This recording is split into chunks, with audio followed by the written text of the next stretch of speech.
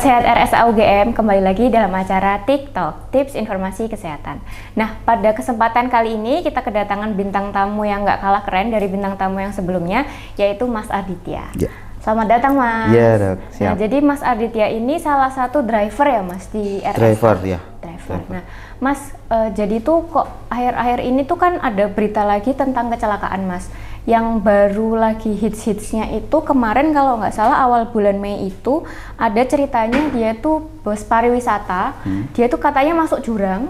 Nah, itu tuh karena sampai ada korban jiwa sama korban luka-luka, itu tuh karena kalau waktu itu dibilangnya kalau nggak salah rem tangannya itu lepas atau dari pengawasan gitu, jadinya bisnya jatuh itu. Nah, sebenarnya rem tangan ini kan handrem ya, Mas. Yeah. Kalau mungkin orang taunya familiarnya kalau itu kita ya. handrem. Kita kan ngomongnya handrem ya.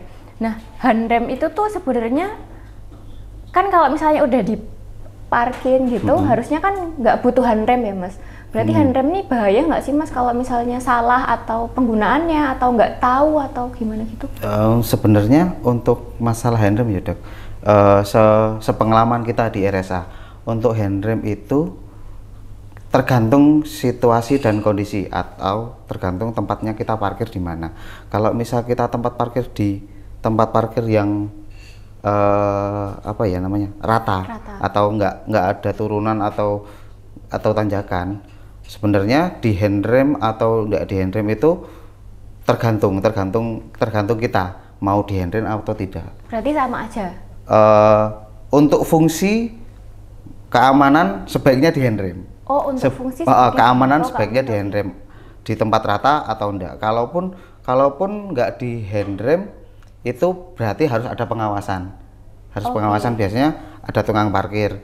Kalau parkirnya kita terlalu mepet, biasanya tukang parkir bilang, "Mas, nggak usah di handrem, biar mereka bisa mindah, bisa dorong untuk tempat yang lain bisa keluar." Tapi kalau kita harus di tanjakan atau di turunan, sebaiknya di handrem. Itu pun kalau di kita di driver RSA itu biasanya di double. Kita udah pakai handrem, kita ganjel. Bannya kita ganjel. Nggak bisa pakai batu, bisa pakai konblok atau kayu. Itu untuk antisipasi aja. Jadi kayak double safety ya, Mas? Iya, double safety. Untuk masalah yang kemarin di Guci ya. Di Guci itu sebenarnya kita nggak tahu, kita nggak bisa ngejudge itu kesalahan driver atau gimana. Tapi kan kita nggak tahu itu posisinya bis itu kan di tanjakan, turunan atau di tempat yang rata. Kalau di tempat yang rata kayaknya untuk jalan kemungkinan kecil sih, Dok. Soalnya harus ada daya dorong, Dok, kalau di tempat rata. Kalau di turunan atau tanjakan mungkin bisa maju atau mundur. Tapi kalau di tempat rata, kalau tiba-tiba jalan sendiri kayaknya nggak ini sih, Dok. Nggak ini ya. Jadi kalau itu situasi tempat, kalau kita situasi tempat sih, Dok. Nah, Mas, kalau aku kan jujur nih, Mas, aku tuh tidak paham betul terkait mesin kendaraan dan permobilan ini ya. Nah, kalau dulu tuh aku pernah dikasih tahu kalau misalnya waktu berhenti kayak di lampu merah, itu kan cuman sebentar. Itu adalah caranya dinetralkan sambil handremnya diangkat. Nah, kalau sebenarnya terkait perawatan, katanya kalau itu tuh biar mesinnya nggak bermasalah gitu. Kalau itu aku cuma dikasih tahu ya, Mas, jadi aku tidak tahu betul. Nah, sebenarnya kalau kayak merawat kendaraan kayak gitu, tindakan-tindakan apa saja sih, Mas, yang harus diperhatikan? Dan kayak yang aku tanyakan tadi itu tuh sebenarnya ngaruh apa enggak? Untuk perawatan sebenarnya kalau ini standar operasional tempat kita aja ya, supaya tempat kita untuk perawatan ambulan atau perawatan mobil dari tempat kita, biasanya setiap pagi kita cek semua kondisi mesin, kondisi ban, terus kondisi oli, terus minyak rem, minyak semua itu kita cek semua. Jadi interior, eksterior kita cek semua. Jadi untuk di RSA, insya Allah sih setiap pagi kita cek. Jadi untuk handrem atau enggaknya itu tergantung feeling drivernya. Bisa dipakai, bisa enggak. dan situasi jalannya juga. Oke. Itu yang dicek semua kendaraan ya Mas? Semua kendaraan. Baik ambulan ataupun kalau di RSA kan juga ada home care ya Mas, Iya. dengan mobil yang menjemput pasien itu juga mobilnya juga dicek setiap hari? Dicek setiap hari. Kita cek setiap hari. Setiap pagi, setiap hari. Oke. Nah kalau misalnya nih Mas, sebenarnya kalau misalnya kayak orang awam kayak saya gini, kayak orang-orang sahabat sehat RSA UGM di rumah, itu kayaknya tidak ada, menurut saya tuh tidak ada persiapan khusus kalau misalnya mau berkendara, baik berkendara dekat ataupun jauh ya. Paling enggak kalau jauh tuh mungkin ke bengkel, cek mesinnya kayak apa gitu. Nah kalau misalnya jenengan Mas sebagai driver di rumah sakit, itu sebenarnya apa aja yang harus disiapkan kalau mau berkendara Mas? Kalau di RSA itu biasanya, kalau di RSA kan kita tidak melulu mengantarkan kita sering mengantarkan pasien itu nggak cuma melulu di daerah kota Jogja, kita juga sering keluar kota, ngantar pasien pulang, ngantar pasien jenazah itu juga sampai ke luar kota. Jadi yang pertama mungkin fisik sih dok, fisik yang penting. Kita harus sehat, terus capek ya Mas? Iya, soalnya kan kita shift, jadi kadang malam jam 1 kita harus antar keluar kota, ya tetap kita harus antarkan. Jadi kesehatan fisik, terus kondisi kendaraan memang karena kita tiap hari cek, jadi kita istilahnya meminimalisir kejadian-kejadian yang tidak diinginkan.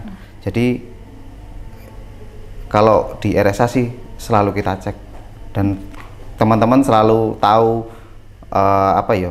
kapan kita harus, kalau kita mau pergi kita harus persiapan apa aja, ya teman-teman udah tahu. Jadi seperti itu.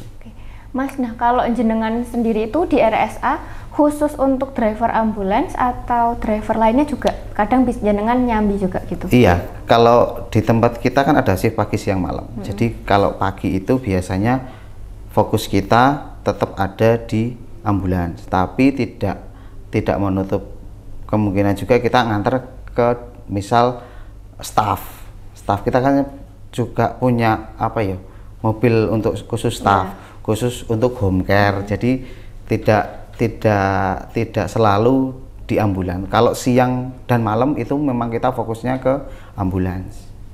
Jadi giliran kita teman-teman. Nah, terus aku tuh penasaran Mas, jadi apakah driver ambulans ini itu harus orang yang khusus atau yang punya kayak lisensinya sendiri? Maksudnya apakah misal jenengan lagi tidak bisa datang terus digantikan oleh orang lain yang baru gitu untuk sementara waktu. Nah itu boleh bebas atau harus ada lisensi khususnya sendiri ya Mas? Sebenarnya kalau standar rumah sakit itu ada istilahnya ya kayak yang dokter bilang lisensi khusus. Jadi kita ada pelatihan, kita ada sertifikat, terus SIM kita juga berbeda, tidak SIM cuma seperti kalau di kan kendaraan biasa SIM A. Untuk standar rumah sakit itu harus B1 untuk mengendarai ambulans. Jadi dari teman-teman driver di RSA UGM kita sudah punya itu semua. Jadi udah pelatihan, sudah memenuhi lisensi itu udah terpenuhi semua. Jadi memang tidak semua orang bisa mengendarai sebenarnya sebenarnya tidak semua orang bisa mengendarai ambulan karena ada ilmu-ilmunya khusus yang kita dapat dari pelatihan itu. Nah Mas, terus habis itu aku mau nanya, kalau misalnya jenengan kan berarti sudah termasuk yang spesifikasi buat driver ambulan ya Mas?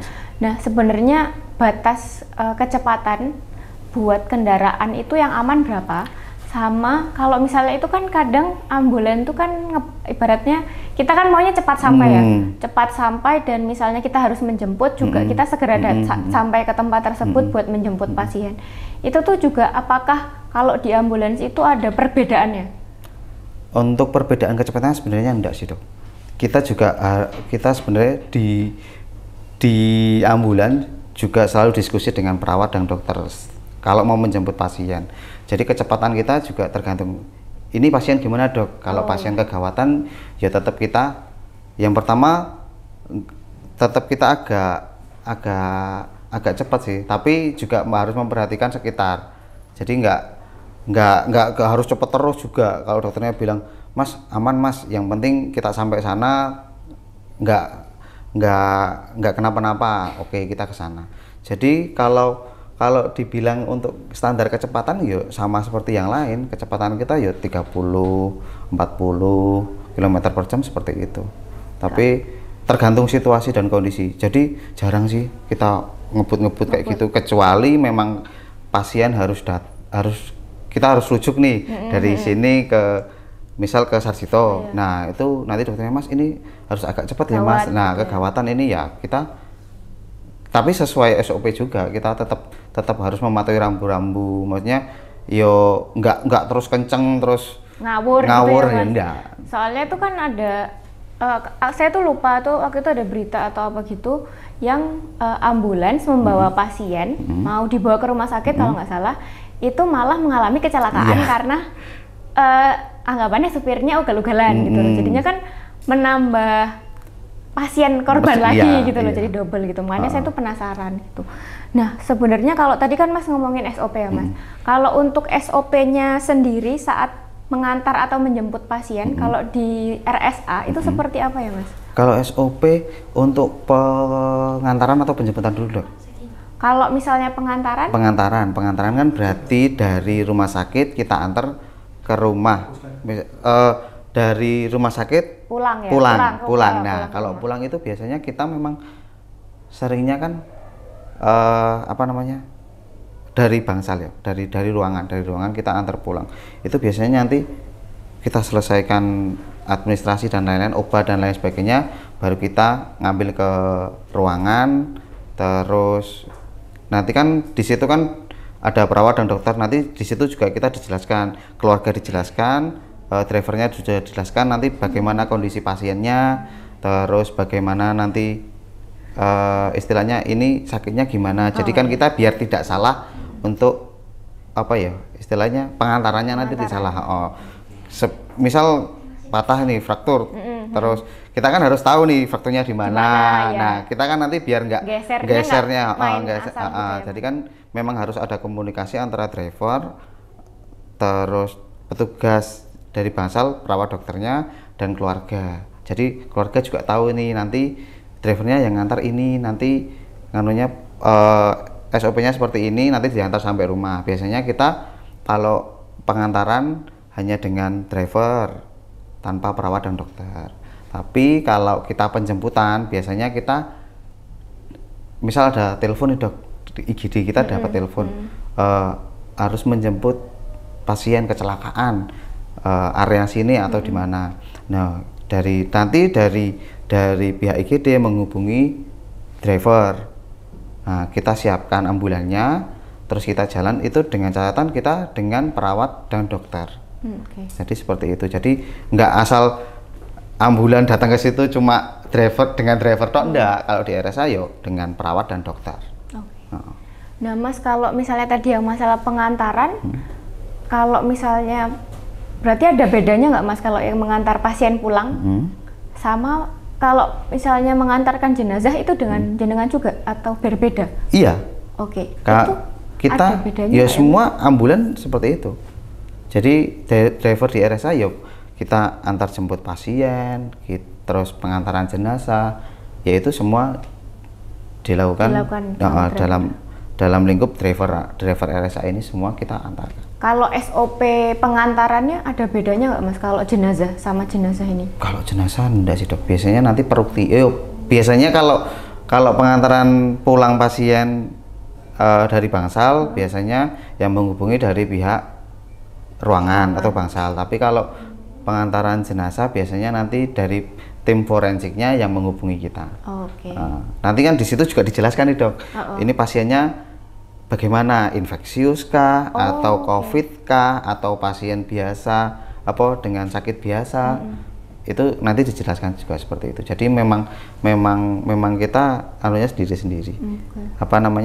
Kita harus komunikasi terus dengan nggak bisa satu pihak, nanti dari perawat dokter terus atau dari tim forensik juga menjelaskan. Oke. Nah berarti kan Mas yang kan tadi bilang ya shift-shiftan ya Mas kerjanya itu kan.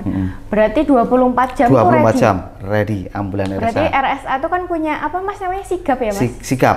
Jadi dia ready 24 jam baik mengantar menjemput dan menjemput. Dimanapun.